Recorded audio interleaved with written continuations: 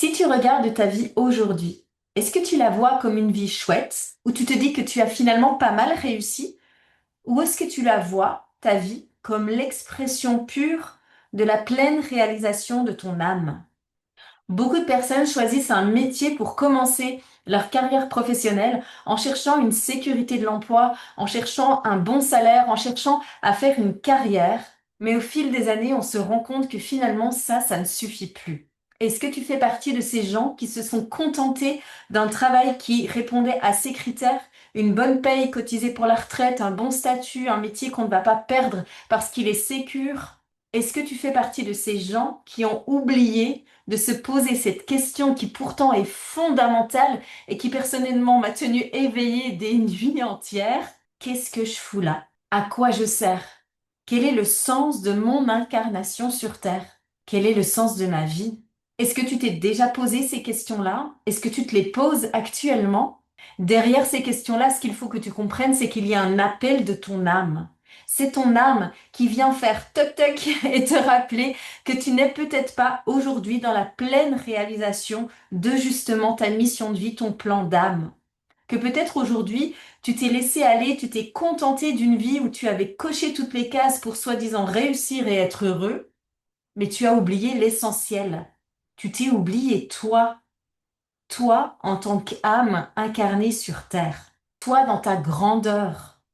Toi, dans tes dons, dans tes talents, dans ta créativité, dans tes aptitudes, toi, dans ton épanouissement total et complet. Alors, si tu te poses ces questions-là en ce moment, c'est une bonne nouvelle parce que justement, tu es en train de te réveiller. Il y a quelque part quelque chose qui se fissure et qui donc permet à la voix de ton âme, ton intuition, de venir rentrer à l'intérieur de toi pour te rappeler que tu n'es pas encore arrivé à la pleine réalisation de qui tu es et qu'il est temps que maintenant tu t'en occupes, qu'il est temps maintenant que tu regardes cet aspect-là de ta vie.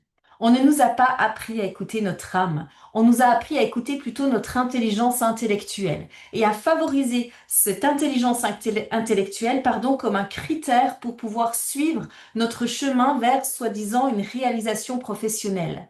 Ce qu'on nous a appris, c'est à performer, réussir et faire des choix en fonction de nos aptitudes manuelles, intellectuelles, mais pas en fonction de qui nous sommes en tant qu'âme incarnée sur Terre. Imagine si on avait passé notre enfance à suivre notre épanouissement personnel. Est-ce que tu aurais aujourd'hui la même vie que celle que tu as? Est-ce que tes choix seraient les mêmes? Est-ce que tu aurais le même métier? Il y a plusieurs manières de se relier à son âme. La première, ce serait d'écouter son intuition. Et une manière encore plus simple, c'est de suivre sa joie intérieure.